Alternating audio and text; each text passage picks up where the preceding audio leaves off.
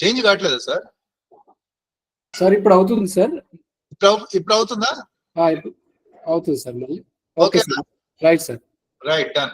So yesterday, I think all of you missed some slides. So today I am presenting autism spectrum disorder lo ee childrens evaraithe spectrum lo unna vallaki manaku konni lakshanalu chudochu.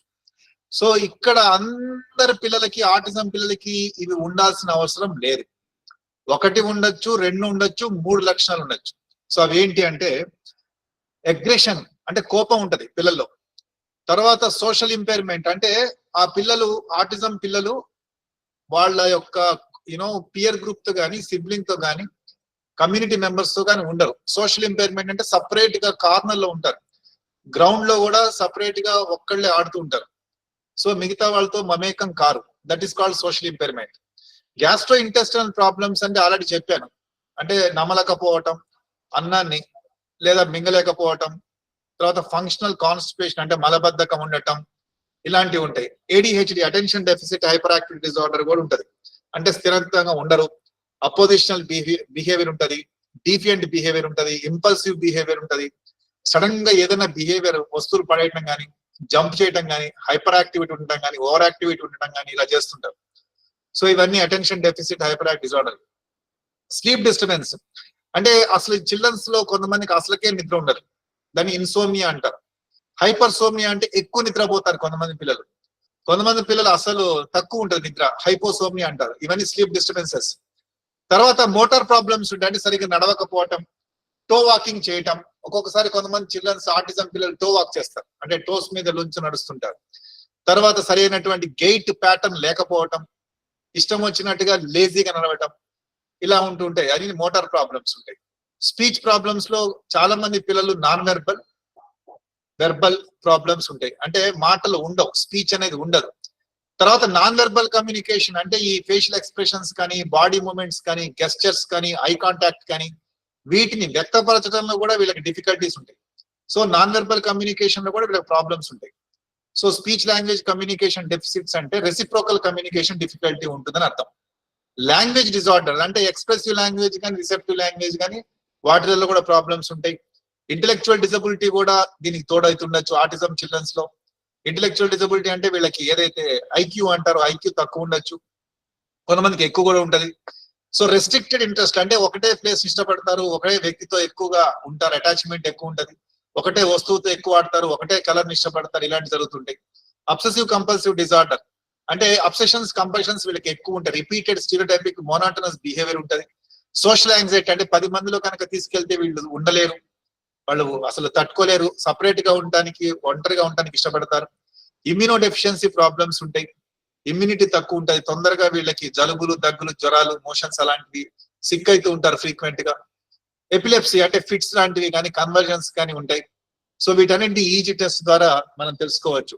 So ఈ ఏదైతే autism spectrum disorder లో ఇప్పుడు చెప్పిన లక్షణాలు ఏవైతే ఉన్నాయో అందరి పిల్లల్లో ఆటిజం పిల్లలు ఇవి ఉండాల్సిన అవసరం లేదు. 2 ఉండొచ్చు, 3 ఉండొచ్చు, అన్ని ఉండొచ్చు, లేదా ఒకటి కూడా ఉండొచ్చు. సో ఇలాంటి ఇలాంటి సిచ్యువేషన్ లో దీన్ని అందుకే స్పెక్ట్రమ్ అన్నారు.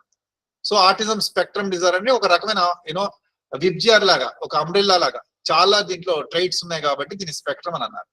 సో ఎప్పుడు ఐడెంటిఫై చేయాలి అని అంటే తొందరగా ఐడెంటిఫై చేయొచ్చు. 6 నెలలప్పుడే స్మైలింగ్ కనుక లేకపోతే, తల్లి నవ్వితే పిల్లవాడు నవ్వాలి, ఐ కాంటాక్ట్ మెయింటైన్ చేయాలి. సో అలా నవ్వకపోయినా, ఐ కాంటాక్ట్ మెయింటైన్ చేయకపోయినా అప్పుడే మనం దీన్ని పసిగట్టచ్చు.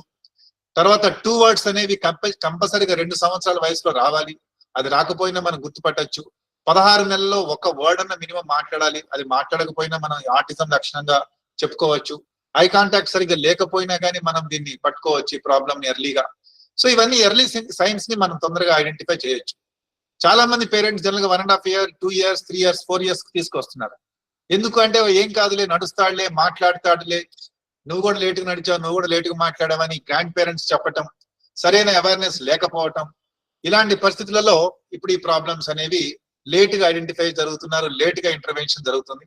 సో యాక్చువల్గా ఎర్లీ ఐడెంటిఫికేషన్ చేయాలి, ఎర్లీ ఐడెంటిఫికేషన్, ఎర్లీ ఇంటర్వెన్షన్ ఇవ్వాల్సింది పోయి అన్ని లేట్ గా అవుతున్నాయి. సో అట్లీస్ట్ ఇప్పుడైనా కొంత అవేర్నెస్ అనేది క్రియేట్ అవుతుంది కాబట్టి కొద్దిగా మెచ్చుకోవచ్చు. సో ఇవన్నీ ఆల్రెడీ మనం డిస్కస్ చేసాం. జస్ట్ స్లైడ్స్ ని జంప్ చేస్తున్నాను, మూవ్ చేస్తున్నాను. నిన్న ఆల్రెడీ చెప్పినవే జస్ట్ స్లైడ్స్ చూపిస్తున్నాను పిల్లల్లో ఇలాంటి ఆటిజం పిల్లల్లో ఏమేమి లక్షణాలు ఉంటాయని. కొన్ని important slides. Yes, common self stimulatory behaviours ఉంటాయని చెప్పాను. Hand flipping behaviour, rocking back and front అంటే ముందుకి వెనక్కి ఊగటం, ఒక సర్కిల్ ఇమాజినరీ సర్కిల్ లో చుట్టూ తిరగటం, ఫింగర్ ఫ్లిక్కింగ్ అంటే ఫింగర్స్ ని ఇట్లా ఫ్లిక్ చేయటం, హెడ్ బ్యాంగింగ్ చేసుకోవటం, లైట్స్ వైపు అలాగే చూడటం, స్టేరింగ్ చేయటం, కంటి ముందు ఫింగర్స్ ని మూవ్ చేయటం, తర్వాత స్విచెస్ లైట్స్ యొక్క స్విచెస్ ని ఆన్ అండ్ ఆఫ్ చేయటం, చెప్పింది రిపీటెడ్ గా చెప్పటం, అది వర్డ్ కావచ్చు, ఒక సౌండ్ కావచ్చు, ఏదైనా నాయిస్ కావచ్చు. సో ఇవన్నీ సెల్ఫ్ స్టిమ్యులేటరీ బిహేవియర్స్ మనం చిల్డ్రన్స్ విత్ ఆటిజం లో కామన్ గా చూడొచ్చు. సో ఎంచాట్ అనేది one of the main screening tool. So పిల్లల్ని ఎట్లా ఐడెంటిఫై చేయాలి అంటే ఎంచాట్ అనేది ఒక క్వశ్చనర్ లాగా ఉంటుంది. ఇది పేరెంట్స్ కి ఇవ్వచ్చు, లేదా థెరపిస్టులు కూడా, లేదా ప్రొఫెషనల్ స్పెషల్ ఎడ్యుకేటర్స్ కూడా ఈ ఎంచాట్ ని ఉపయోగించి పిల్లల్లో ఆటిజం అనేది ఉందా లేదా అని తెలుసుకోవచ్చు. సో ఎంచాట్ అనేది ఒక screening tool. Modified check list for autism in toddlers అని అంటారు. దీంట్లో 50% కనుక ఎబో ప్రాబ్లం కనుక మనం ఉంది అని అనుకుంటే 50% ఆటిజం డయాగ్నోసిస్ అయినట్టే. 90% some kind of developmental delay గానీ డెవలప్మెంటల్ డిఫికల్టీ గానీ ఉన్నట్టు. సో ఇమీడియట్లీగా ఎర్లీ ఇంటర్వెన్షన్ స్టార్ట్ చేయాలి, లేట్ చేయొద్దు. As soon as possible early intervention start చేయటం వల్ల, ప్లస్ స్క్రీన్ టైం 0 చేయటం వల్ల, ఐ కాంటాక్ట్ పెంచటం వల్ల, ఫేషియల్ ఎక్స్ప్రెషన్స్ గెస్చర్స్ తో మాట్లాడటం వల్ల, జాయింట్ అటెన్షన్ అంటే 1-to-1 ఇంటరాక్షన్ చేయటం వల్ల క్లోజ్డ్ గా, సో ఈ పిల్లల్ని మనం తొందరగా ఇంప్రూవ్ చేయడానికి ఛాన్సెస్ ఉంటాయి. తర్వాత ఈ డయాగ్నోసిస్ ఏం చేయాలి అంటే, డయాగ్నోసిస్ మన ఇండియాలో కానీ ఇంటర్నేషనల్ లో కానీ కొన్ని డయాగ్నోస్టిక్ టెస్ట్ అసెస్మెంట్ టూల్స్ ఉన్నాయి. సో వీటిని కామన్ గా క్లినికల్ సైకాలజిస్ట్ యూజ్ చేస్తారు. సో DSM 5th క్రైటీరియా కానీ, ABC అంటే ఆటిజం బిహేవియరల్ చెక్ లిస్ట్ కానీ, కార్స్ అంటే చైల్డ్హుడ్ ఆటిజం రేటింగ్ స్కేల్ కానీ, autism diagnostic interview revised edition కానీ, autism diagnostic observation schedule generic edition కానీ, IQ టెస్ట్ వెస్లర్స్ కానీ, ఇట్లాంటి వీన్లాండ్ సోషల్ మ్యాచ్యూరిటీ స్కేల్ కానీ, సైకలాజికల్ అసెస్మెంట్స్ కానీ, స్లీప్ అసెస్మెంట్స్ కానీ, ఫిజియోథెరపీ అసెస్మెంట్ కానీ, occupational assessment like SP2 sensory profile 2 assessments కానీ, లేదా ISA scale Indian scale for autism కానీ, ఇలాంటివి చాలా చాలా చాలా ఉన్నాయి. సో ఏ క్లినికల్ సైకాలజిస్ట్ దగ్గరికి వెళ్తే వాళ్ళు ఇవన్నీ అసెస్మెంట్ చేసి ఆ పిల్లవాడికి బోర్డర్ లైన్ ఉందా, మైల్డ్ ఉందా, మోడరేట్ ఉందా, సివియర్ ఉందా, ప్రొఫౌండ్ అనా, ఈ యొక్క సివియారిటీ ఆటిజం ఎంత ఉందని చూపించి దాని తర్వాత ఏమేమి థెరపీస్ ఇవ్వాలో దాన్ని బట్టి నిర్ణయించడం జరుగుతుంది. ఇక్కడ మనం ఈ రోజు డిస్కస్ చేయాల్సినటువంటిది ఇంపార్టెంట్ సెన్సరీ డిఫికల్టీస్ అని అన్నాయి. సెన్సరీ డిఫికల్టీస్ అంటే ఏంటి, అసలు ఇవి తెలుసుకోవాల్సిన విషయం చాలా. స్లైడ్స్ మారుతున్నాయా సార్? ఎస్ సార్, మారుతుంది సార్. Please guide. ఎస్, ఇది చాలా చాలా ఇంపార్టెంట్ టాపిక్ అండి. ఈ రోజు వెరీ వెరీ ఇంపార్టెంట్ టాపిక్. ఇక్కడ చాలా మంది ప్రొఫెషనల్స్ కూడా కన్ఫ్యూజన్ అవుతున్నారు. అసలు సెన్సరీ అంటే ఏంటి అంటే, పంచ జ్ఞానేంద్రియాలు అంటే 5 సెన్సరీ ఆర్గాన్స్ ఉంటాయి. ఐస్, ఇయర్స్, నోస్, స్కిన్ అంటే టచ్, టాక్టైల్ కానీ, ఆల్ఫాక్టరీ, గెస్టైల్, ఇవన్నీ 5 పంచ జ్ఞానం. ఇవన్నీ 5 విండోస్ ఆఫ్ ద బ్రెయిన్ అంటే మెదడుకి 5 విండోస్. సో ఈ విండోస్ అనేవి ఈ పిల్లలకి ఓపెన్ ఉంటాయి, క్లోజ్ ఉండవు, ఓపెన్ ఉంటాయి. అంటే ఎనాటామికల్ స్ట్రక్చరల్ గా నార్మల్ గా ఉంటాయి. కానీ మరి ప్రాబ్లం ఏందా అంటే ఆ ఫంక్షనల్ ఆస్పెక్ట్ లో ప్రాబ్లం. అంటే స్ట్రక్చర్ బాగానే ఉంది, ఫంక్షన్ లో ప్రాబ్లం ఉంటుంది. అంటే ఎనాటమీ పర్ఫెక్ట్ ఉంది, ఫిజియాలజీలో ప్రాబ్లం ఉన్నట్టు అర్థం. ఎగ్జాంపుల్ చెప్తాను, ఒక కంప్యూటర్ ఎగ్జాంపుల్ తీసుకుందాం. కంప్యూటర్ లో మానిటర్ ఉంటది అంటే అవుట్పుట్ అంటారు. ఇన్పుట్ ఏంటి అంటే ఈ ద కీ బటన్స్. ఇంకొకటి CPU ఉంది, సెంట్రల్ ప్రాసెసింగ్ యూనిట్ అని. ఇప్పుడు నేను కీబోర్డ్ మీద క్యాలిక్యులేటర్ లో పోయి 2+2 అని కొట్టినా.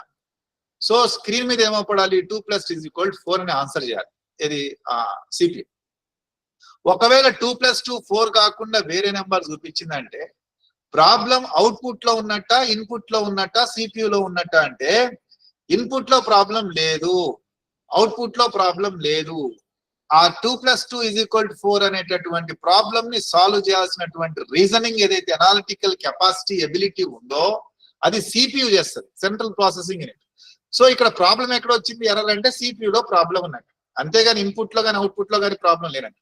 దీన్నే సెన్సరీ ప్రాసెసింగ్ డిజార్డర్ అంటారు. ఏమంటారు? Sensory processing disorder.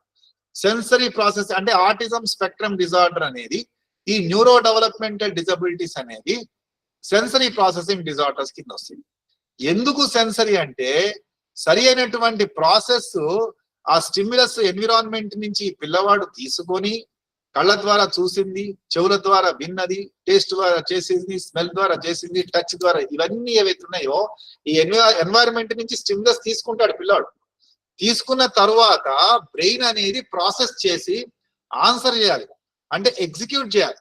కానీ ఈ పిల్లలు ఆటిజం స్పెక్ట్రమ్ డిజార్డర్ లో ఉన్న పిల్లలు ఏం జరుగుతుందంటే స్టిమ్యులస్ తీసుకుంటారు, అంటే visual stimulus, auditory stimulus, tactile stimulus, olfactory and gustatory stimulus తీసుకుంటారు. కానీ ఆ రైల్వే ట్రాక్ లాగా అంత డీరైల్ అయిపోయి సెన్సరీ న్యూరోనల్ పాత్వేస్ అన్ని డిస్టర్బ్ అయిపోయి ఆ తీసుకున్నటువంటి స్టిమ్యులస్ డిస్టర్బ్ అయిపోయి ఎగ్జిక్యూషన్ అనేది సరిగ్గా ఉండదు.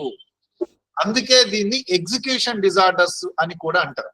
సో ఆటిజం స్పెక్ట్రమ్ డిజార్డర్ అనేది ఒక సెన్సరీ ప్రాసెసింగ్ డిజార్డర్, ఒక ఎగ్జిక్యూషన్ డిజార్డర్. అంటే పర్ఫార్మెన్స్ అనేది సరిగ్గా ఉండదు, ఒకటి చెప్తే ఒకటి చేయటం ఇలాంటి జరుగుతుంటాయి. అందుకే సెన్సరీ డిఫికల్టీ అసలు ఏమేమి ఉంటాయి అనేది తెలుసుకోవాల్సిన అవసరం ఉంది. ఓకే, సో సెన్సరీ ప్రాసెసింగ్ లో రెండు రకాలు అనుకోవచ్చు, ఒకటి హైపర్ సెన్సిటివిటీ, ఒకటి హైపో సెన్సిటివిటీ. ఒక్కొక్కటి చూద్దాం. విజువల్ అంటే చూపుకు సంబంధించి. సో ఈ పిల్లలు ఏమవుతుందంటే వాళ్ళు హైపర్ సెన్సిటివిటీ, హైపో సెన్సిటివిటీ రెండు వర్గాలుగా దీన్ని విభజించుకుంటే ఈ పంచ జ్ఞానేంద్రియాల యొక్క ఫంక్షన్స్ ని రెండు రకాలుగా కనుక విభజిస్తే హైపర్ ఒకటి, హైపో అనుకుందాం. సో హైపర్ లో లక్షణాలు ఎలా ఉంటాయంటే కవర్స్ ఐస్, ఈ పిల్లలు లైట్ చూడంగానే కళ్ళు మూసుకుంటారు, చూడలేరు, కిందకి చూస్తారు. తర్వాత లుక్స్ అట్ మైన్యూట్ పార్టికల్స్, అంటే చిన్న చిన్నటువంటి డస్ట్ పార్టికల్స్ వీళ్ళకి అవపడతాయి, మంచిగా పట్టుకుంటారు. తర్వాత లైట్స్ ని ఫ్లాష్ చేస్తే ఇట్లా టార్చ్ గా వేస్తే వాళ్ళు చూడలేరు, భయపడతారు, కళ్ళు మూసుకుంటారు, అది కూడా జరగచ్చు. తర్వాత ఈ డార్క్నెస్ అంటే ఈ చీకటికి సంబంధించినటువంటివి డిస్లైక్స్, అంటే లైట్ గాని డార్క్ గాని వీళ్ళు ఇష్టపడరు కొంతమంది. ఇవన్నీ హైపర్. హైపోకి వచ్చేసరికి స్టేర్స్ అట్ బ్రైట్ లైట్స్, అంటే బ్రైట్ లైట్ ఈవెన్ మిట్ట మధ్యాహ్నం ఎండను కూడా ఇలా చూస్తాడు పైనుంచి. తర్వాత moves fingers or objects in front of the eyes, కళ్ళ ముందు ఫింగర్స్ ని ఇట్లా కదిలిస్తాడు. Fascinated with reflections or bright colour objects, అంటే bright colour objects, red colour, white colour ఇలాంటి ఆబ్జెక్ట్స్ ని చూసి ఎంజాయ్ చేస్తుంటాడు. తర్వాత runs hand round edge of the objects. ఇవన్నీ హైపో సెన్సిటివిటీకి సంబంధించినటువంటి విజువల్ ప్రాబ్లమ్స్ అంటారు. ఆరల్ ప్రాబ్లమ్స్ అంటే ఇప్పుడు చెవికి సంబంధించింది, శబ్దానికి సంబంధించింది కనుక తీసుకుంటే దీంట్లో కూడా రెండు రకాలుగా క్లాసిఫికేషన్ చేస్తే ఒకటి హైపర్, ఒకటి హైపో. హైపర్ వచ్చేసరికి కవర్స్ ఇయర్స్, చిన్న చిన్న గ్రైండర్ చప్పుడైనా కానీ, పెద్ద టాక్సీ కానీ ఇట్లాంటి బండ్ల చప్పుడు అయినా ఇమ్మీడియట్లీ వాళ్ళు చెవులు మూసుకుంటారు. తర్వాత మేక్స్ రిపిటేటివ్ ఇట్లా కంటిన్యూస్ గా సౌండ్ చేస్తూ ఉంటారు, అంటే they will enjoy by repetition of the noises. Isolate self in the areas, అది టాయిలెట్ లో పోయి దాంకోవటం, కప్బోర్డ్స్ లో పోయి దాంకోవటం, స్టోరేజ్ లో పోయి దాంకోవటం ఇలా చేస్తుంటారు. ఎందుకంటే సౌండ్స్ ఇష్టపడరు కాబట్టి ప్రశాంతమైనటువంటి ప్లేసెస్ పోయి దాంకుంటారు. తర్వాత ఈ వర్షం వచ్చినప్పుడు థండర్ స్టార్మ్స్ కానీ, 10 మంది క్రౌడ్ కానీ, జనాలు ఉన్న చోట కానీ ఇష్టపడరు. తర్వాత ఇంకోటి ఏంటి, వాళ్ళకి హెయిర్ కట్ అనేది కానీ, నెయిల్స్ ని కట్ చేసేటప్పుడు కానీ ఇష్టపడరు. హైపో సెన్సిటివిటీకి వచ్చేసరికి డోర్స్ ని ఇట్లా బ్యాంగ్ చేసుకుంటాం, ఆబ్జెక్ట్స్ ని కింద పగలగొట్టడం, నాయిసెస్ ని వాళ్ళు ఎంజాయ్ చేయటం, లౌడ్ గా అరవటం. తర్వాత చిన్న చిన్న చెప్పగానే పట్టించుకోకపోవటం లేదా స్లోగా రెస్పాన్స్ ఇవ్వటం చేస్తారు. ఇవన్నీ శబ్దానికి సంబంధించి. టాక్టైల్ అంటే టచ్ కి సంబంధించింది వస్తే దీంట్లో కూడా హైపర్ అండ్ హైపో. హైపర్ వచ్చేసరికి రెసిస్ట్ టచ్, అంటే ఎవరైనా ఇట్లా ముట్టుకుంటే ముట్టనియ్యరు, వెంటనే ఇట్లా దులుపుకుంటారు. తర్వాత కొత్త బట్టలు వేస్తే వేసుకొనియరు. తర్వాత బట్టలు వేసినా దాన్ని డ్యామేజ్ చేసేస్తారు.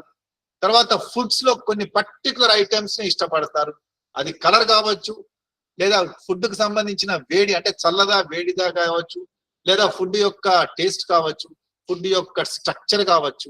ఎట్లాంటిది ఏదైనా కానీ అది స్పెసిఫిక్ గా కొన్ని డిస్లైక్స్ చేస్తారు, కొన్ని లైక్స్ చేస్తారు. అంటే very selective and elective in choosing. Next వచ్చేసరికి అవాయిడ్స్ పీపుల్ ని అవాయిడ్ చేస్తారు, అంటే జనాల్ని ఇష్టపడరు. ఓకే, 10 మంది గుంపులో వాళ్ళు ఉండరు, సపరేట్ గా సోషల్ ఇంపైర్మెంట్ అంటే ఒక్కళ్ళే ఉండడానికి ఇష్టపడతారు. ఇవన్నీ హైపర్. హైపో సెన్సిటివిటీలో వచ్చేసరికి దే వాంట్ ప్రెషర్. అందుకే ఆక్యుపేషనల్ థెరపిస్ట్ ఇట్లా ఒక క్లాత్ లో వాడిని చుడుతూ ఉంటారు, అంటే ప్రెషర్ గా. అంటే seeks pressure, prefers tight clothing అంటే బాగా గట్టిగా ఉన్నటువంటి టైట్ గా ఉన్నటువంటి బట్టలు వేసుకోవడానికి ఇష్టపడతారు. తర్వాత సెల్ఫ్ ఇంజురియస్ అంటే వాళ్ళే తలకాయ గోడకేసి కొట్టుకోవడం, అంటే డిప్రెషన్ కానీ ఫ్రస్ట్రేట్ అయినప్పుడు కానీ కోపం వచ్చినప్పుడు కానీ, లేదా you know self banging I mean to the floor or to the wall అంటే గోడకు కానీ ఫ్లోర్ కానీ తలకాయ పెట్టి కొట్టుకోవటం ఇలాంటివి చేస్తూ ఉంటారు. నెక్స్ట్ వచ్చేసరికి little response to extremes of the temperature అంటే ఈ టెంపరేచర్ ఏదైతే ఉందో ఎక్స్ట్రీమ్ టెంపరేచర్స్ కి రెస్పాన్స్ అంటే వేడిగా ఉన్నప్పుడు కూడా మిట్ట మధ్యాహ్నం నడుచుకుంటూ పోతారు బేర్ ఫుట్ తో. సో ఇలాంటివన్నీ టాక్టైల్ సంబంధం. ఏమైనా దెబ్బ తగిలినా కానీ రెస్పాన్స్ ఇవ్వరు అంటే దే వోంట్ ఫీల్ రెస్పాన్స్ అంటే నొప్పి వచ్చినా కానీ వాళ్ళు ఏడవరు, బాధపడరు ఒక్కొక్కసారి. ఇలాంటివి కూడా జరుగుతుంటాయి. ఆల్ ఫ్యాక్టరీ వచ్చేసరికి స్మెల్ కి సంబంధించింది ఏంటి అంటే hyper sensitivity and hypo sensitivity. మళ్ళీ క్లాసిఫికేషన్ తీసుకుంటే హైపర్ సెన్సిటివిటీలో టాయిలెట్ ప్రాబ్లమ్స్ ఉంటాయి అంటే టాయిలెట్ చేయకపోవడం అంటే బవెల్ అండ్ బ్లాడర్ ఫంక్షన్స్ అంటారు అంటే యూరినేషన్ కానీ డెఫికేషన్ కానీ ప్రాబ్లమ్స్ ఉంటాయి. Moves away from the people అంటే 10 మందిలో ఉండరు, దూరంగా ఉంటారు ఎందుకంటే వాళ్ళ దగ్గర నుంచి స్మెల్ వస్తుందనే ఉద్దేశంతో వాళ్ళకి దూరంగా వెళ్తారు. Refusal to wear new clothes కొత్త బట్టలు వేసుకోవడానికి ఇష్టపడరు. ఫ్రీక్వెంట్ గా బట్టలు మారుస్తూ ఉంటారు, అది షర్ట్ కానీ ప్యాంట్ కానీ. అవాయిడెన్స్ ఆఫ్ సర్టెన్ స్మెల్ కొన్ని స్మెల్స్ ని ఇష్టపడరు. ఇవన్నీ హైపో వచ్చేసరికి స్నిఫ్స్ అండ్ స్మెల్స్ ఆబ్జెక్ట్స్ అంటే వస్తువులని స్మెల్ చేస్తుంటారు అంటే వాసన చూస్తుంటారు, ఏ వస్తువు అన్నా కానీ వాసన చూస్తుంటారు.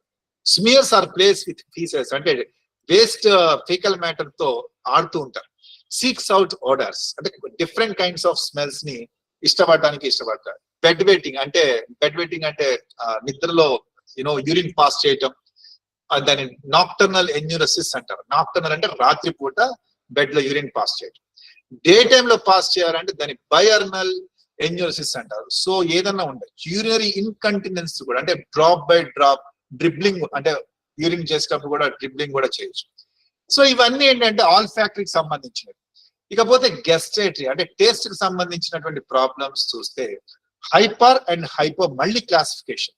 హైపర్ అంటే very limited food repertoire, very limited food తింటారు.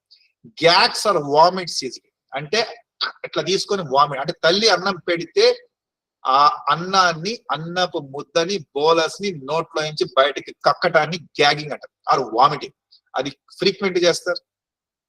పూర్ ఈటర్ అంటే ఎనోరెక్సియా నెర్వోజా అంటారు అంటే సన్నగా ఉంటారు కొంతమంది పిల్లలు, మగ పిల్లలు తినరు, తల్లి వెనకబడినా వాళ్ళు తినరు, దాన్ని పూర్ ఈటర్ అంటారు ఎనోరెక్సియా నెర్వోజా. యూజర్స్ tip of the tongue for tasting అంటే ఫుడ్ తీసుకొస్తే అలా టచ్ చేసి క్లోజ్ చేస్తారు. So tip of the tongue ని యూజ్ చేస్తారు, that is to taste the food and they may vomit or they may gag later on. Next hypo sensitivity వచ్చేసరికి regurgitates food or intentional vomiting అంటే వాడికి ఇష్టం లేకుండా ఆ food ని intentional గా వామిట్ చేయటం ఆర్ ఎమిటింగ్ చేయడం, అందుకే దీన్ని ఎలిమినేషన్ రుమినేషన్ డిజార్డర్ అంటే వామిటింగ్ చేయడం. రీగర్జిటేట్ అంటే కడుపులో ఉన్న అన్నాన్ని కూడా వాడు పొట్టని కూడా తీసిపడేస్తాడు ఒక్కోసారి, regurgitation. Next mouths or licks the objects చిన్న ఆట వస్తువులు కానీ ఏమన్నా ఇస్తే టాయ్స్ దాన్ని మౌతింగ్, అక్కడ స్మెల్లింగ్ ఎలా అనుకున్నామో ఇక్కడ మౌతింగ్ అంటే నోట్లో పెట్టుకోవడం, లిక్ చేయటం ఇలాంటివి చేస్తుంటారు. ఈట్స్ ఇన్అప్రోప్రియేట్ మెటీరియల్ అంటే అది జుట్టుని నోట్లో పెట్టుకోవటం, వస్తువుల్ని ఫారెన్ బాడీస్ నోట్లో పెట్టుకోవటం ఇలాంటి మింగటం చేస్తుంటారు. ఇట్స్ లైక్ ఎ పికా అంటారు అంటే సబ్స్టెన్స్ అబ్యూస్ అంటారు. Next mixes food main course with desserts ఏదో ఆ స్నాక్స్ అన్ని కలిపేసుకొని తింటాం. సో ఇవన్నీ ఏంటంటే సెన్సరీ ప్రాసెసింగ్ డిజార్డర్ కి సంబంధించినటువంటి లక్షణాలు చిల్డ్రన్స్ విత్ ఆటిజం లో. మరి వీళ్ళకి ఎంత స్ట్రెస్ ఉంటదంటే పేరెంట్స్ ఏమనుకుంటారంటే అరే ఇంత కష్టపడుతున్నామేమో, మార్నింగ్ నుంచి నైట్ వరకు పిల్లలకి ఎంతో చేస్తున్నాం, we're doing our best time and all, distress గా ఫీల్ అవుతారు పేరెంట్స్. ఇక్కడ ఇంకొక తెలవాల్సిన విషయం ఏంటంటే పేరెంట్స్ కన్నా ఎక్కువ డిస్ట్రెస్ అయ్యేటటువంటి పిల్లలు పాపం ఈ పిల్లలు, అది చిల్డ్రన్ విత్ ఆటిజం కానీ ADHD కానీ లెర్నింగ్ డిజబిలిటీ కానీ any kind of neuro developmental disability. అసలు డాక్టర్స్ కన్నా, థెరపిస్ట్ల కన్నా, పేరెంట్స్ కన్నా, సిబ్లింగ్ కన్నా, పియర్స్ కన్నా, సొసైటీ మెంబర్స్ కన్నా అందరికన్నా డిస్ట్రెస్ ని ఫేస్ చేసేది ఎవరయ్యా అంటే చైల్డ్ విత్ డిజబిలిటీ. కానీ వీడి బాధను అర్థం చేసుకునే వాళ్ళు లేరు పాపం. ఏం ప్రాబ్లమ్స్ అంటే వాడికి పూర్ కాన్సెప్ట్ ఆఫ్ టైం, పాపం టైం విలువ తెలియదు, does not know understand rules and regulations of the society, సొసైటీలో నార్మ్స్ రూల్స్ అనేవి ఏంటో తెలియదు, యాంగ్జియస్ అబౌట్ ఫెయిల్యూర్, ఏదో ఓడిపోయాను తెలిసిన ఫెయిల్యూర్ గురించి యాంగ్జియస్ అనేది ఎక్కువ ఉంటది, యాంగ్జైటీ అంటారు. సెన్సరీ డిఫికల్టీస్, ఇప్పటిదాకా మనం డిస్కస్ చేసిన సెన్సరీ డిఫికల్టీస్ ఉంటాయి. లిటరల్ ఇంటర్ప్రిటేషన్, ఆ ఇంటర్ప్రిటేషన్ కూడా సరిగ్గా చేయలేడు, అంటే అనాలిసిస్ చేయలేడు, ఆ కాగ్నిషన్ అంత ఉండదు, ఉన్నా కానీ కన్ఫ్యూజన్ లో ఉంటాడు, ఎగ్జిక్యూషన్ సరిగ్గా చేయడు. డిఫికల్టీస్ విత్ కమ్యూనికేషన్, అంటే రెసిప్రోకల్ కమ్యూనికేషన్ సరిగ్గా ఉండదు. Unsure what is going to happen, అసలు చుట్టుపక్కల ఏం జరుగుతుందో వాడి ప్రపంచం చుట్టుపక్కల అనేది వాడికి పాపం సరిగ్గా తెలియదు, తెలిసినా కన్ఫ్యూజన్ లో ఉంటాడు. చేంజెస్ ఇన్ రొటీన్, ఆ రొటీన్ ఏదైతే చేంజ్ అవ్వగానే ఇమ్మీడియట్లీ డిస్ట్రెస్ అయిపోతుంటాడు. సో ఇవన్నీ వాడిలో ఉన్నటువంటి డిస్ట్రెస్ సంబంధించిన యాక్టివిటీస్. అసలు మనం చూసే లక్షణాలు చిల్డ్రన్స్ విత్ ఆటిజం లో కొన్ని అయితే మనము చూడనివి ఎన్నో ఉన్నాయి. ఆ విషయాలు కంపల్సరీగా తెలుసుకోవాల్సినటువంటి ఆవశ్యకత, అవసరం ఉంది ఇక్కడ. ఐస్బర్గ్ ఫినోమినా అంటది. ఐస్బర్గ్ ఫినోమినా అంటే పిల్లవాడు పేషెంట్ గా హాస్పిటల్కి వస్తే మాకు అవపడేవి కొన్ని, అవపడనేవి కొన్ని, అవపడనేవి ఏంటో ఉన్నాయో అవి డిగ్ చేయాల్సినటువంటి అవసరం, ఆవశ్యకత ప్రతి ప్రొఫెషనల్ లో ఉంది. సో మనం జనరల్ గా ఏం చూస్తామంటే పేరెంట్స్ కానీ, థెరపిస్టులు కానీ, డాక్టర్లు కానీ ఈ పిల్లల్లో స్పెసిఫిక్ బిహేవియర్స్ చూస్తాం. అవేంటంటే పిల్లవాడు పుష్ చేశాడు, స్పిట్ చేశాడు, షౌట్ చేస్తున్నాడు, హిట్ చేస్తున్నాడు, త్రో చేస్తున్నాడు, ఇలాంటివి అన్ని జనరల్ గా చూస్తూ ఉంటాం. కానీ అసలు వాడు ఎందుకు ఇవి చేస్తున్నాడు, వాడి లోపల ఉన్నటువంటి డెఫిసిట్స్ ఏంటి, వేటి వల్ల వీడు ఇలా చేస్తున్నాడు అనేది చాలా అవసరం. అంటే విత్ యువర్ నేక్డ్ ఐ, మీ యొక్క కళ్ళతో మీరు చూసేది ఓన్లీ వాడి యొక్క ప్రవర్తన మాత్రమే, బిహేవియర్ మాత్రమే. కానీ వాడి మెదడులో ఏం జరుగుతుంది అనేది no one knows, no one cannot see with their naked eyes. So brain లోపల ఏం జరుగుతుంది అనేది యాక్చువల్ గా underline deficits. So unaware of social rules, వాడికి social rules and regulations, norms తెలియదు. తర్వాత వేరే వాళ్ళ యొక్క ఫీలింగ్స్, ఎమోషన్స్ ని వీడు స్టడీ చేయలేడు. అది అమ్మ కావచ్చు, నాన్న కావచ్చు, సిబ్లింగ్ కావచ్చు, పియర్స్ కావచ్చు. తర్వాత సెన్సిటివిటీ, ఏదైతే సెన్సరీ ప్రాసెసింగ్ ప్రాబ్లమ్స్ ఉంటాయి. ఫ్రస్ట్రేషన్ అవుతుంటాడు, ఎందుకంటే వాడు పాపం మాట్లాడలేడు, వాడి యొక్క అవసరాలని చెప్పుకోలేడు. He can't express his needs and views, he can't share. So దీనివల్ల వాడికి ఇవన్నీ స్పెసిఫిక్ బిహేవియరల్ ప్రాబ్లమ్స్ వస్తాయి. అవేంటంటే pushing, spitting, shouting, hitting, throwing and all. So ఇంకా ఏముంటాయి, కొన్ని seems to be lazy or clumsy. చూడటానికి ఆ పిల్లవాడు లేజీగా, క్లమ్జీగా, డ్రౌజీగా అవపడతాడు. అన్మోటివేటెడ్ అంటే యాక్టివ్ గా ఉండడు, డల్ గా ఉండొచ్చు. Sometimes he feels lethargic, debilitated and malaise. Waits for physical prompts, ఏదైనా ఫిజికల్ ప్రాంప్ట్ కానీ, వెర్బల్ క్యూస్ ఆర్ ప్రాంప్ట్స్ కానీ, రీఇన్ఫోర్స్మెంట్ కానీ ఇస్తేనే వాడు చేసేటటువంటి పరిస్థితి ఉంటాడు. ప్రతి దానికి maximum he will depend on the parents and the society. ఎక్కువ డిపెండెన్సీ ఉంటుంది. సో ఎందుకు అంటే వాడికి కొన్ని ప్రాబ్లమ్స్ ఉన్నాయి. అన్అవేర్ ఆఫ్ అదర్ పీపుల్, వాడికి వేరే వాళ్ళ గురించి తెలియదు, వాళ్ళ వ్యక్తిత్వాల గురించి తెలియదు, వాళ్ళ పర్సనాలిటీ గురించి తెలియదు, కాన్సెప్ట్ ఆఫ్ టైం తెలియదు, అసలు ఫ్యూచర్ లో రివార్డ్స్ ఏంటి, ఏమేమి ఇస్తున్నారు, పాజిటివ్, నెగిటివ్ రివార్డ్స్ వాటి గురించి తెలియదు, ఏమీ తెలియదు. అందుకే ఈ బిహేవియర్స్ వాళ్ళలో కంపల్సరీ చూస్తుంటాం. So what I want to tell you here is, first of all we have to know about the individual with autism. దయచేసి ఇక్కడ ఒక విషయం చెప్పాలి, ఆర్టిస్టిక్, ఈ పిల్లవాడికి ఆటిజం ఉంది అనేది వేరు, ఈ పిల్లవాడు ఆర్టిస్టిక్ అనేది వేరు. So I just want to say you very clearly, don't label the child with diagnosis. అంటే ఎగ్జాంపుల్, ఈ పిల్ల, దిస్ చైల్డ్ ఈజ్ ఆర్టిస్టిక్ అని అనకండి దయచేసి, please don't say that, don't use this. అంటే some X child is autistic, Y child is autistic అలా అనకండి దయచేసి. ఇలా అనండి, ఆ పిల్లవాడికి ఆటిజం ఉంది, this is different. So the way of conveying is different. అంటే లేబులింగ్ చేస్తున్నట్టు మీరు ఆర్టిస్టిక్, ఈ పిల్లవాడు ఆర్టిస్టిక్ అని అలా దయచేసి చేయదు. అది ADHD కావచ్చు, ఆటిజం కావచ్చు, ID కావచ్చు, SLD కావచ్చు, CP కావచ్చు, డౌన్ సిండ్రోమ్ కావచ్చు, what ever the disability, everyone is disabled. యాక్చువల్గా అనుకోవాలనుకుంటే ప్రతి వాడికి డిజబిలిటీ, డిఫికల్టీ, డిజార్డర్, డిసీజ్ ఉంది ఈ ప్రపంచం. So no one is perfect in this world. So golden rules ఏంటంటే నో ద ఇండివిజువల్. సో ఈ పిల్లలకి అసలు వాళ్ళ గురించి తెలుసుకోవడానికి ట్రై చేయండి, వాళ్ళని స్టడీ చేయండి, బాగా స్టడీ చేయండి, సైలెంట్ గా అబ్జర్వ్ చేయండి, కొన్ని గంటలు చేయండి, కొన్ని వారాలు చేయండి, కొన్ని నెలలు చేయండి, మీకు చాలా తెలుస్తాయి. Because he is the child who is the subject for you. అంటే ఒక పుస్తకం చదవటం కన్నా ఒక పిల్లవాడిని బాగా చదివితే చాలా విషయాలు తెలుస్తాయి.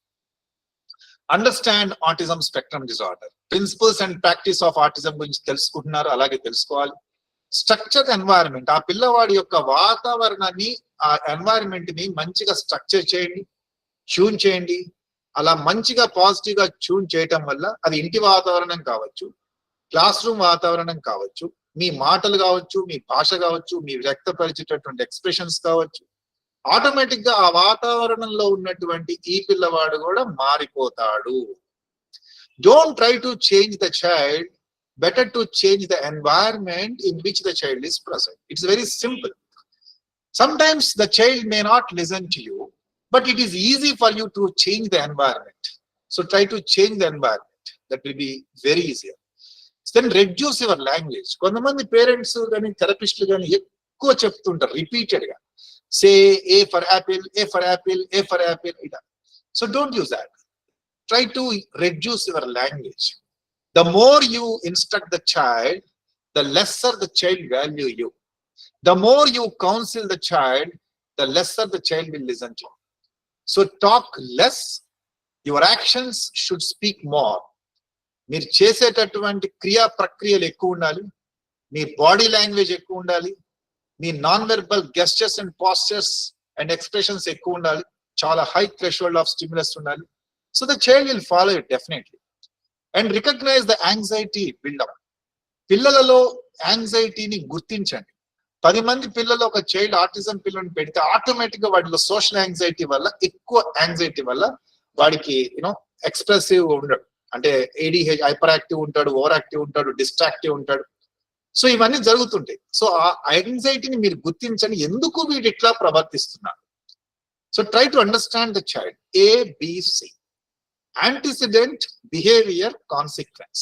This is what ABC. అంటే బీనే చూస్తాం. పేరెంట్స్ జనరల్ గా, థెరపిస్టులు కానీ, ఎడ్యుకేటర్స్ కానీ, they only look at the behaviour. అరే వీడు ఇట్లా ప్రవర్తిస్తున్నాడు అని వాడికి పనిష్మెంట్ ఇవ్వటము, మంచిగా ప్రవర్తిస్తే వాడికి ఒక టోకెన్ ఇవ్వటమో జరుగుతుంది. కానీ వాడు చెడుగా ప్రవర్తిస్తున్నాడు, అసలు వీడు ఎందుకు చెడుగా ప్రవర్తిస్తున్నాడు, ఎందుకు అలర్ చేస్తున్నాడు, ఎందుకు హైపర్ యాక్టివ్ ఉన్నాడు, ఎందుకు డిస్టర్బ్ అవుతున్నాడు, ఎందుకు యాంగ్జైటీ ఉంది, అసలు దీని ముందేం జరిగింది, ఆ కారణం ఏంటి, that is the cause or aetiological factor. అది ఏ అంటే antecedent. So try to read, try to find out the antecedents before recommending the therapy. So ABC is చాలా important, antecedent, behaviour and consequence. So comes to this, not all children are ADHD. ఇది దయచేసి గుర్తుపెట్టుకోవాలి. ప్రతి hyper activity ఉన్నటువంటి పిల్లవాడిని ADHD అనకండి. ప్రతి over activity, physically over active, hyper active ఉన్న పిల్లలని ADHD అనకండి. Attention deficit and hyper active disorder. ఇది ఓన్లీ సిచ్యువేషన్ సంబంధించింది మాత్రమే. అదే పిల్లవాడు వేరే సందర్భంలో, వేరే వాతావరణంలో, వేరే ప్లేస్ లో వాడు హైపర్ యాక్టివ్ ఉండకుండా మంచిగా కూర్చుంటాడు. కానీ అదే పిల్లవాడు ఒకానొక స్టేజ్ లో, ఒకానొక పరిస్థితిలో, ఒకానొక ప్లేస్ లో, ఒకానొక వ్యక్తితో హైపర్ యాక్టివ్ గా ఉంటాడు. సో అందుకే all hyperactive behaviours are not ADHD. Not all wheezes are asthmatic. అంటే ఆస్తమా పిల్లలకి వీజింగ్ ఈజ్ వెరీ కామన్. అలానే వీజింగ్ ఉన్నటువంటి ప్రతి చైల్డ్ ని ఆస్థమాటిక్ అనలేం. సో ఇక్కడ కొద్దిగా తొందరపడి పిల్లలకి అది ఉంది, ఇది ఉంది, ఆ డిజార్డర్ ఉంది, ఈ డిసీజ్ ఉంది, ఆ డిఫికల్టీ ఉంది, ఈ డిజబిలిటీ ఉంది అని చెప్పద్దు.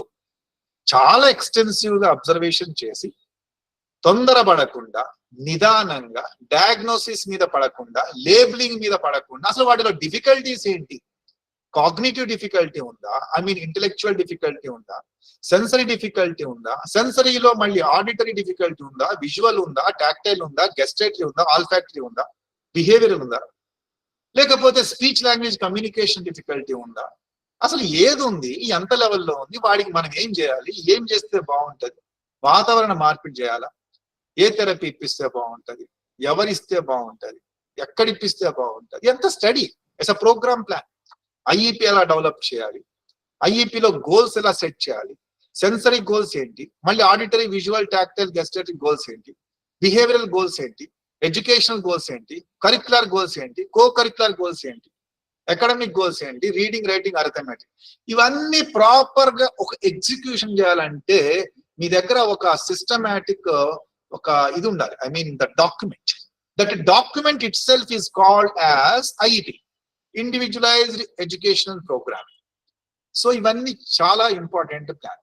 ఒకప్పుడు డాక్టర్స్ దగ్గర పోయేవాళ్ళు, ఇప్పుడంతా డాక్టర్స్ దగ్గర పోకుండా ఇంటర్నెట్, గూగుల్ దగ్గరకు పోతున్నారు. It's a totally wrong information. So better to not to approach Mr. Dr. Google. Okay. So as I told you already, idiot syndrome and syndromes so చాలా మంది ప్రపంచ జనాభా సఫర్ అవుతున్నారు. ప్రతిదానికి గూగుల్ సెర్చ్ చేస్తున్నారు. So please do not search in the Google. Better to consult the clinician physical appointment. ఎందుకంటే clinical observation చేసి, diagnosis చేసి, డిఫరెన్షియల్ డయాగ్నోస్ చేసి, ఇన్వెస్టిగేషన్ చేసి, ఫైనల్ గా ఈ పిల్లోడికి ఏం కావాలనేది డాక్టర్ మాత్రమే నిర్ణయిస్తాడు. అంతేగాని గూగుల్ నిర్ణయించదు. గూగుల్ పిల్లవాడిని చూడదు. గూగుల్ పిల్లవాడిని క్లినికల్ అబ్జర్వేషన్ చేయదు. గూగుల్ పిల్లవాడు క్లాస్ రూమ్ లో ఎలా ఉన్నాడు, పియర్ గ్రూప్ తో ఎలా ఉన్నాడు, ఇంట్లో సిబ్లింగ్స్ తో ఎలా ఉన్నాడు, పేరెంట్స్ తో ఉన్నాడు, వాడు ఎలా వండుకుంటున్నాడు, ఎలా నిద్రలేస్తున్నాడు, ఇవన్నీ గూగుల్ చూస్తుందా? Then how can you rely on the doctor Google? So better to not to exposed to Google. Just stop it, you yourself. So comes to the therapies. ఇది చాలా ఇంపార్టెంట్. అసలు ఈ పిల్లలకి ఆటిజం స్పెక్ట్రమ్ డిజార్డర్ పిల్లలకి ఏమేం therapies అవసరం, అసలు therapies లో కూడా ఏమేమి కన్ఫ్యూజన్ ఉన్నాయి, ఏమేమి రిలయబుల్ ఉన్నాయి, ఏమేమి ఎవిడెన్స్డ్ బేస్డ్ ఉన్నాయి, ఏమేమి సైంటిఫికల్లీ ప్రూవెన్ థెరపీస్ ఉన్నాయి, ఏమేమి నాన్ ఎవిడెన్స్డ్ బేస్డ్ ఉన్నాయి. ఇవి చాలా మందికి కన్ఫ్యూజన్. ఎగ్జాంపుల్ కొన్ని థెరపీస్ మాట్లాడితే, స్టెమ్ సెల్ థెరపీ బాగుందండి, బాంబే పోయినాం, అక్కడ పోయి ఇప్పించుకున్నాం, 5 లక్షలు ఇచ్చినాం, 4 లక్షలు ఇచ్చినాం, ఆ థెరపీ ఇచ్చినాం. అసలు stem cell therapy is not at all an evidenced based practice. So ఇది చాలా మందికి తెలియదు విషయం. సో ఏబిఏ థెరపీ అని ఇప్పుడు ఈ మధ్య లేటెస్ట్ గా అప్లైడ్ బిహేవియరల్ ఎనాలిసిస్, ఏబిఏ థెరపీని కూడా అమెరికన్స్ రిజెక్ట్ చేసేసారు. Recently it came. సో ఇలాంటి లేటెస్ట్ అప్డేట్స్ అనేవి తెలియక పేరెంట్స్ అలాంటి థెరపీస్ కి వెళ్తున్నారు. పిల్లల్లో ఇంప్రూవ్మెంట్ లేక, సరి అయినటువంటి ఎక్స్పర్ట్స్ దగ్గరికి పోక, సరి అయినటువంటి ప్రొఫెషనల్స్ దగ్గరికి అప్రోచ్ కాలేక, ఇలాంటి ఇన్ఫర్మేషన్ తెలియక చాలా మంది మిస్ డయాగ్నోసిస్, మిస్లీడింగ్, మిస్ఇంటర్ప్రిటేషన్, మిస్ఇంటర్వెన్షన్ ఇస్తున్నారు. సో దీనివల్ల ఫైనల్ గా నష్టపోయేది పిల్లవాడు, తర్వాత వాడిని చూసి బాధపడేది పేరెంట్స్, ప్లస్ ఆ కమ్యూనిటీకి ఆ పిల్లవాడు బర్డెన్ గా తయారవుతాడు. సో బేసిక్ థెరపీస్ వచ్చేసరికి బయోలాజికల్ ట్రీట్మెంట్స్ అని ఒక సెట్ ఉన్నాయి. సో దాంట్లో డైటరీ మాడిఫికేషన్ అంటే కొంత డైట్ మారుస్తాము అవసరం ఉంటే తప్ప, అవసరం లేకపోతే డైట్ మార్చం. Vitamins and supplementations. Dietary vitamin supplementation అంటే వాడు తినే తిండిలో కనుక vitamin B complex, vitamin A లేదా జింక్ ఇట్లాంటివి ఏవైతే డెఫిషియన్సీస్ ఉంటాయో, ఐరన్ కానీ, కోలేకాల్సిఫెరాల్, విటమిన్ డి కానీ, కాల్షియం కానీ, అవి సబ్స్టిట్యూట్ చేస్తాము. ఒమేగా 3 ఫ్యాటీ యాసిడ్స్ లాంటివి.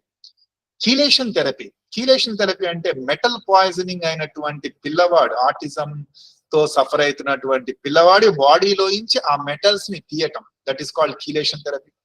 మెలటోనిన్ అంటే ఏ పిల్లవాడైతే నిద్ర సరిగ్గా పోడో వాడికి మెలటోనిన్ అంటే జస్ట్ లైక్ నిద్ర మాత్రలాగా బాగా డిస్టర్బ్ ఉంటే తప్ప ఈ యొక్క మెలటోనిన్ సిరప్స్ ఇస్తారు. యాంటీబయాటిక్స్, యాంటీ ఫంగల్స్ కూడా కొంతమంది పిల్లలు అవసరమైతే, ఇన్ఫెక్షన్ సబ్ క్లినికల్ గా ఉంటే. Immunoglobulins therapy like IgGM and IgG లాంటివి కూడా అవసరమైతే ఇవ్వాల్సి వస్తుంది. హైపర్ బ్యారిక్ ఆక్సిజన్ థెరపీ, ఇది కూడా not evidenced based practice.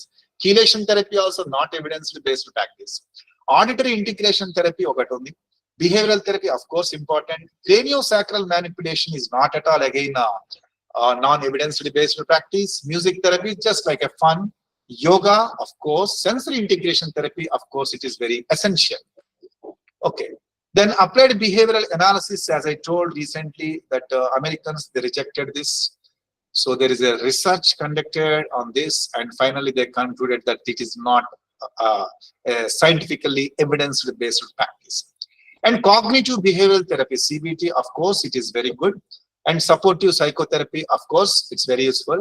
And speech language communication therapy, yes, it is important. Of course special education is very very important for the children with autism. And occupational therapy and pharmacotherapy అంటే medicines అవసరం ఉంటే ఇవ్వటం, like risperidone ఇలాంటివి ఇస్తాం. అంటే hyper active పిల్లలకి nutrition therapy, as I told, it's dietary therapy. Then non evidenced అంటే scientifically evidence లేని థెరపీస్ ఏంటి అంటే అరోమాథెరపీ, మసాజ్ థెరపీ, హిప్పోథెరపీ అంటే horse back riding for the coordination అని, బ్యాలెన్స్ అని, గుడ్ పాస్చర్, న్యూరోమస్కులర్ ఫెసిలిటేషన్ గురించి అని. So this is not evidence based. Yoga, pool therapy, swimming pool therapy, craniosacral massage, music therapy, ivanni non evidence based. So ivanni medicines, I don't want to go in detail.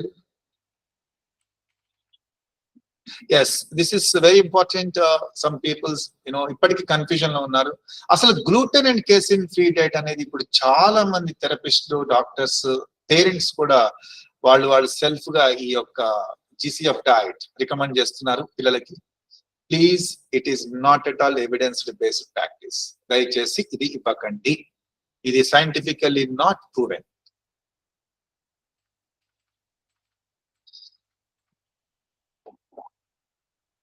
ఇంకొకటి, ఈ పిల్లల్లో, children's with autism లో gastro intestinal problems చాలా ఎక్కువ ఉంటాయి. GI symptoms 4 times more prevalent in children with autism. అవి ఏంటి అంటే గ్యాస్ట్రో ఈసోఫేజియల్ రిఫ్లెక్స్, డయేరియా అంటే loose motions, constipation, abdominal tummy pain, ఇవన్నీ ఉంటాయి. ఎగ్జాంపుల్ చెప్తాను. ఒక పిల్లవాడు ఉన్నాడు. ఆ పిల్లవాడు సే ఆక్యుపేషన్ థెరపీ, స్పీచ్ థెరపీకో వెళ్ళాడు, థెరపీ సెషన్కి వెళ్ళాడు 40 minutes. మేబీ స్పెషల్ ఎడ్యుకేషన్ డిపార్ట్మెంట్కి వెళ్ళాడు, స్పెషల్ ఎడ్యుకేటర్ దగ్గర కూర్చున్నాడు, స్పెషల్ ఎడ్యుకేటర్ టీచింగ్ చేస్తుంది, ట్రైనింగ్ చేస్తుంది షాడో టీచర్ తో సహాయంతో. బట్ ఆ పిల్లవాడు ఒక చోట స్థిరంగా కూర్చోలేదు, హైపర్ యాక్టివ్ ఉన్నాడు, very very hyper active, over active, distractive, joint attention లేదు, ఐ కాంటాక్ట్ లేదు, క్లాస్ అంతా డిస్టర్బ్ చేస్తున్నాడు, అటు ఇటు తిరుగుతున్నాడు, స్క్రీమ్స్ in the seat all the time on the go, excess body movements ఉన్నాయి. ఆ స్పీచ్ థెరపిస్టో లేదా ఆక్యుపేషన్ థెరపిస్టో, ఆ special ఎడ్యుకేటరో, can they treat this child, can they train this child? అసలు ట్రైనింగ్ ఇవ్వగలుగుతారా ఆ టైంలో థెరపీ ఇవ్వగలుగుతారా? లేదు. వచ్చాడు, అటెండ్ అయ్యాడు, హైపర్గా ఉన్నాడు, వెళ్ళిపోయాడు. సో ఆ పేరెంట్స్, ఎలా ఉన్నాడండి ఈరోజు మా బాబు? హైపర్ గా ఉన్నాడండి, ఒక చోట కూర్చోలేదు, అటు ఇటు తిరుగుతున్నాడు, డిస్టర్బ్ చేశాడు, ఈరోజు సెషన్ వేస్ట్ అయిపోయింది. ఎందుకు ఇలా జరుగుతుంది అసలు అంటే, ఆ రోజు వాడు హైపర్ ఎందుకు ఉన్నాడు అంటే రీజన్స్ ఇవి. ఏంటయ్యా అంటే, డయేరియా, వాడి కడుపులో బాలేదు, కాన్స్టిపేషన్ ఉంది, అబ్డామినల్ పెయిన్ ఉంది, గ్యాస్ట్రో ఈసోఫేజియల్ రిఫ్లెక్స్ ఉంది. అది వాడు చెప్పుకోలేడు, because is non verbal child. So వాడు లోపల మదన పడుతున్నాడు, బాధపడుతున్నప్పుడు వాడు క్లాస్ రూమ్ లో కానీ థెరపీ సెషన్ లో కానీ ఎలా కూర్చుంటాడు? కూర్చోలేడు. ఈ విషయం ఆ థెరపిస్ట్ కి, ఆ ఎడ్యుకేటర్ కి తెలియదు. వాళ్ళకి తెలిసింది ఏంటంటే వీడు కోఆపరేట్ చేయలేదు ఈ రోజు, దట్స్ ఇట్.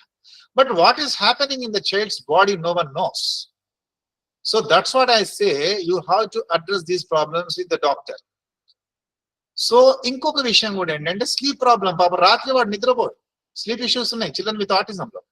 రాత్రంతా నిద్రపోని పిల్లవాడు పగలు రేపు తెల్లారి సెషన్ లో కూర్చుంటాడా? కూర్చోడు, రెస్ట్లెస్ గా ఉంటాడు, హైపర్ యాక్టివ్ ఉంటాడు. సో ఇవన్నీ క్లినికల్ పాథలాజికల్ ఇష్యూస్ ని అడ్రస్ చేయాల్సినటువంటి అవసరం ఈ నాలెడ్జ్ ప్రతి థెరపిస్ట్ కి, ప్రతి ఎడ్యుకేటర్ కి తెలవాలి. సో ఏమేమి ఉంటాయి జనరల్ గా? Oesophagitis, gastro oesophageal reflex disease, gastritis, lactose intolerance, ఇవన్నీ there are so many difficulty with swallowing, nausea, vomiting sensation, fractions, bloating, అంటే గ్యాస్ ఫామ్ అయ్యి కూడా పిల్లవాడికి నొప్పి ఉంటుంది, colitis, diarrhoea, constipation, very common problems. కొన్ని కామన్ గా పిల్లలు పడేవి పిల్లవాడిని డిస్టర్బ్ చేస్తాయి. సో దానివల్ల థెరపీ సెషన్ కూడా ఎఫెక్టివ్ గా ఉండదు.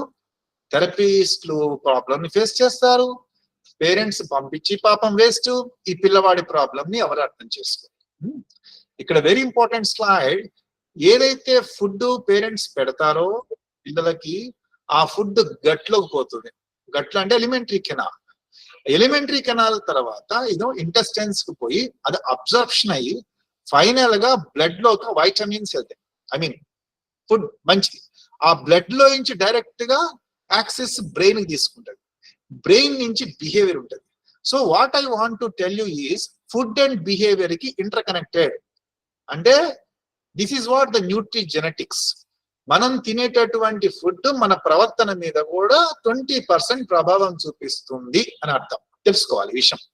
సో ఫుడ్ ఏదైతే పిల్లలకు పెడతారో చాలా సెలెక్టివ్ గా హోమ్ ఫుడ్, తల్లి చేసినటువంటి హోమ్ ఫుడ్ మాత్రమే ప్రిఫర్ చేయండి. జంక్ ఫుడ్ వద్దు, ప్రిజర్వేటివ్స్ ఫుడ్ వద్దు, ఇన్స్టాంట్ ఫుడ్ వద్దు, అవుట్ సైడ్ ఫుడ్ వద్దు, ఆర్టిఫిషియల్ ఫుడ్ వద్దు, స్పైసీ ఫుడ్ వద్దు, మసాలా ఫుడ్ వద్దు, ఇవన్నీ వద్దు. ఒక చిన్న ఎగ్జాంపుల్, ఒకసారి మటన్ షాప్ లో I just observe some times I feel pity to some parents. Actually ఈ బేజా అంటే బక్రీ మేకది ద బ్రెయిన్ కొనుక్కొని వెళ్తారు, లివర్ కొనుక్కుంటారు, ఎక్స్ట్రా పేజెస్, లివర్, బ్రెయిన్, అడ్డి అంటారు, with the bones and all. So ఒకసారి బ్రెయిన్ పాస్ చేసుకుంటే ఐ ఆస్క్డ్, ఈ బ్రెయిన్ వండుతారా మీరు అని అడిగిన. ఎస్ సార్ అని అడిగాడు. I mean the one of the person who is consuming. ఎందుకు అంటే ఈ బ్రెయిన్ కనుక మా పిల్లలకి తినిపిస్తే తెలివితేటలు పెరుగుతాయి అని చెప్పిన ఎవరు ఆ person. I shocked, such a misconception in the society. ये अनुकुना ये बकरी का बेजा खिलाते तो बकरी का दिमाग आ जाता, सो इंसान का चल जाता, जो भी है इंसान का वो चल जाता नहीं. సో ఇక్కడ మెదడు తింటే బ్రెయిన్ డెవలప్ అవుతుంది, ఏదైనా జ్యూస్ తాగితే పిల్లలకి తెలివితేటలు వస్తాయి, మార్క్స్ బాగా వస్తాయి. ఇవన్నీ జస్ట్ బుల్షిట్ అని చెప్పచ్చు.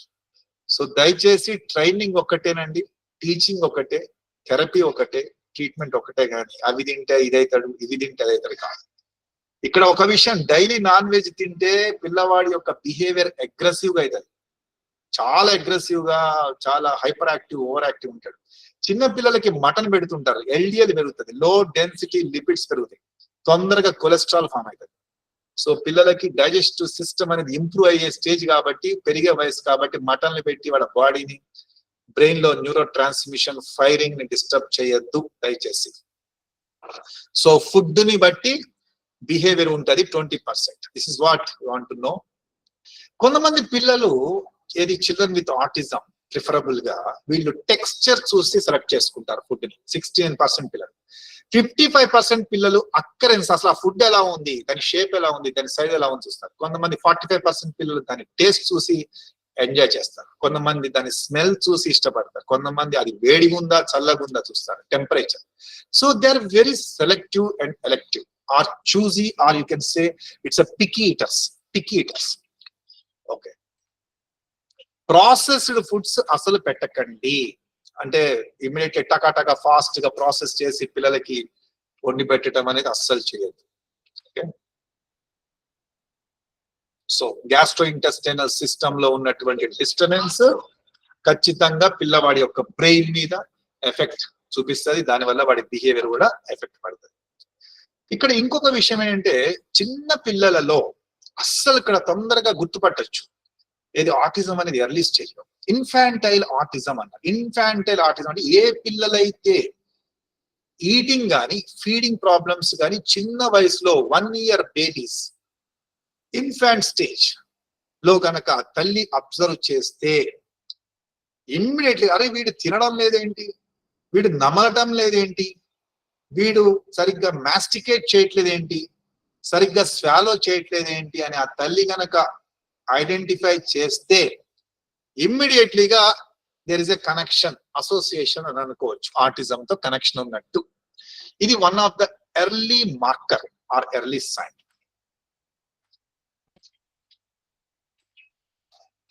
I think it's okay, vast topic.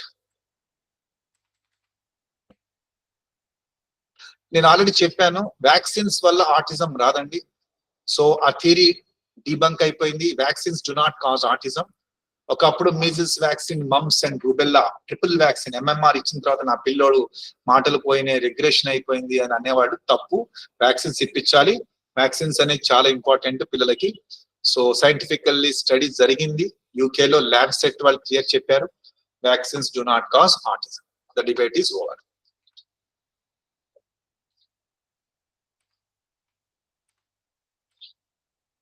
A good education begins at home. You cannot blame a school for not nurturing values in your child that you have not instilled. Parents ki chala important slide. You cannot blame the school or an institution. Institution ఎప్పుడు blame చేయదు. ఇంట్లో నువ్వు సరిగ్గా పెంచలేదు, పెంచితే పిల్లవాడు బాగానే ఉంటాడు. సో ఎప్పటి నుంచి అంటే డే 1 ఆఫ్ కన్సెప్షన్ నుంచి till the third at least second birthday, ఆ ఫస్ట్ 1000 days లో కరెక్ట్ ట్రాన్సిషన్ కనుక ఉంటే పిల్లవాడు మంచిగా ఉంటాడు. స్కూల్లో టీచర్స్ కూడా ఈజీగా డీల్ చేయగలుగుతారు. కానీ ఇక్కడ ట్రాన్సిషన్ సరిగ్గా లేదనుకోండి, స్కూల్లో టీచర్స్ ఏం చేయలేరు. So it's very difficult. So we have to train the child, we have to procreate or nurture the child during the first 1000 days. It's very important. కానీ ఈ మధ్య జరుగుతుంది ఏంటంటే 400% increase in risk of brain cancer among the teenage students who are using the smartphones excessively. IIT professor Girish Kumar from the Mumbai IIT research chesi kanipettinది latest ఇది. Sorry to say that it's a very bothering issue, but India lo adolescence teenage lo, you know, the cancer rate is very prevalent nowadays.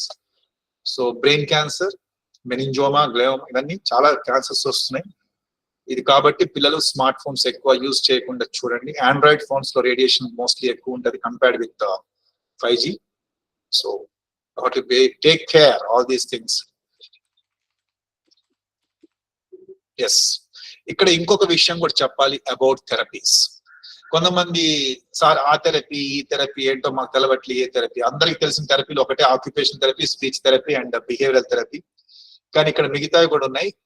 ఇక్కడ మాకు వచ్చినటువంటి guide lines ఏవైతే ఉన్నాయో, standard treatment guidelines from Indian Academy of Pediatrics ప్రకారం clear cut గా కొన్ని guidelines ఇచ్చారు.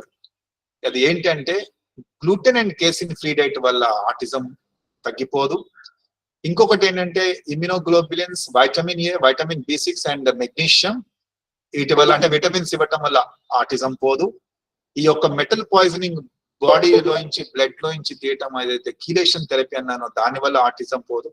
So ఇవన్నీ ఆటిజం ట్రీట్మెంట్స్ కావు. హైపర్ బేరిక్ ఆక్సిజన్ థెరపీ కూడా కరెక్ట్ కాదు.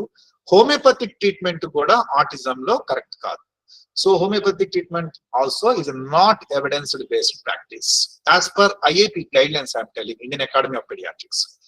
And stem cell therapy transplantation are not at all recommended. Stem cell therapy గురించి parents ఎక్కడెక్కడికో పోయి lakhs of rupees ఖర్చు పెట్టి చేపిస్తున్నారు. సో అది కూడా తప్పు. So these are all latest guidelines. ఇవి కొన్ని details I will discuss later. Any doubts, clarifications you can ask. I hope you understood the concepts in autism. It's very clear, sir. Very clear. Thank you.